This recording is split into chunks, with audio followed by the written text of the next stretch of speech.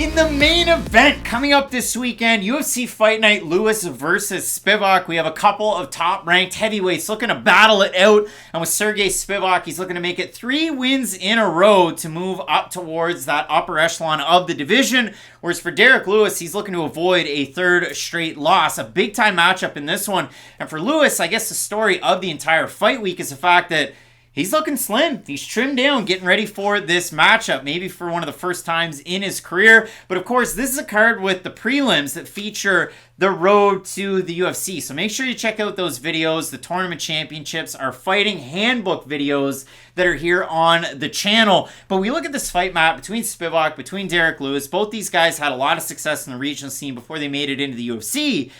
But for Derrick Lewis, I mean, most knockouts in heavyweight history. This is going to be his 10th UFC main event. 2 of them were for titles. One against Cyril Gane, one against Daniel Cormier. That one in New York, the one against Gane in his native Texas.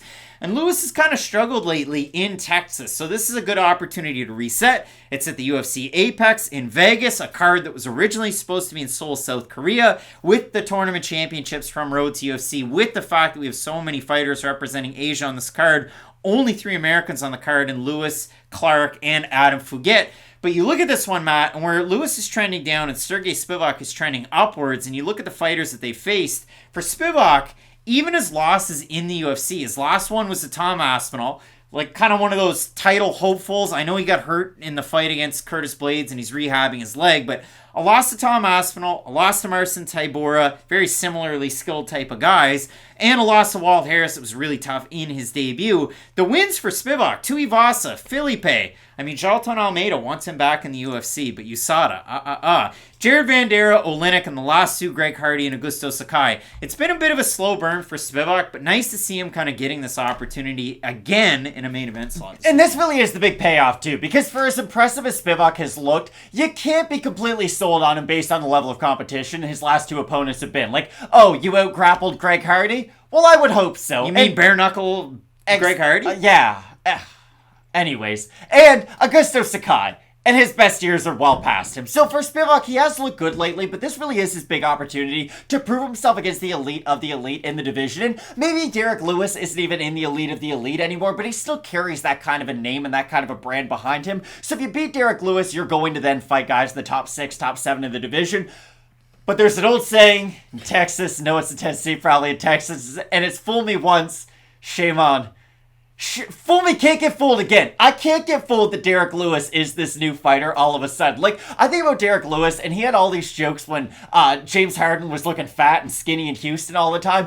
I think some similar camera tricks have been employed with Derrick Lewis. I don't just think he became all of a sudden this thin and slim athlete at the age of almost 38 years old, because that's the thing. I know heavyweights can carry their power late. They don't hit their prime until later. Like, most of the good heavyweights in the division tend to be between kind of 34 and 40, and in other divisions, it's 28 to 34, if anything. I just think with Lewis, as much as I want to believe he's still that fighter who can hashtag just get up and land those big power shots, I just don't think he has that ability to just get up off his back with that kind of explosiveness. And I think on the feet, he doesn't have the same level of aggression behind a lot of his strikes. And I think that's the big thing that's holding him back, because for better or for worse, he was never the most technical striker, but there was aggressiveness behind his strikes and there was purpose behind those strikes. And I just don't know if there's that same mindset there anymore. Well, and you look at Lewis, I mean, he made his UFC debut years ago against Guto Innocente back in 2014, or I guess it was Jack May in 2014.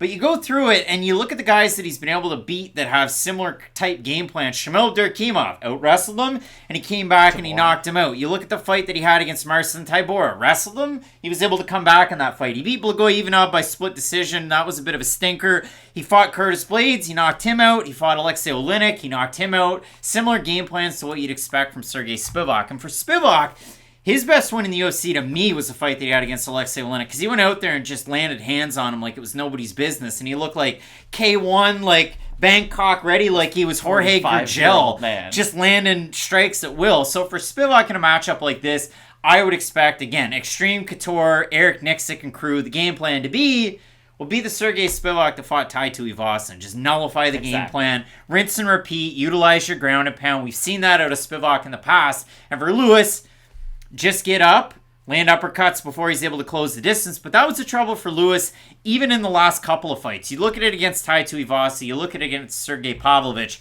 Those guys carry a ton of power and a ton of weight in this division. Pavlovich now more so than Tuivasa, but similar things that knocked out Derrick Lewis, similar shots, and he struggled getting backed up in both of those fights to where we're backing. And against Tuivasa, it was we're back behind the black line, and Tuivasa's able to land elbows and strikes against them.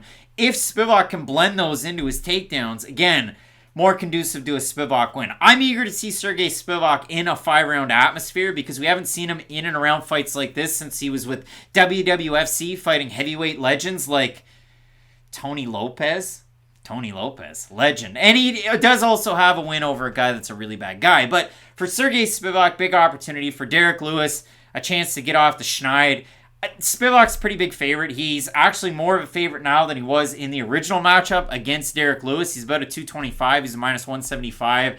In the original pairing back in November, Lewis was out of that fight. Seemed like it was, maybe weight complications. What do you think Derrick Lewis is going to weigh in at? I think he's going to weigh in at right 264. Around the heavy, around the heavy limit. Because I feel like there's some conversation out there to where, what if Derrick Lewis weighs in at... No, but even 250, 255. I don't think we're even going to see that. I think we're going to see over 260, going to cut weight to make the limit. I still think that's going to be the prediction for how big Derrick Lewis is.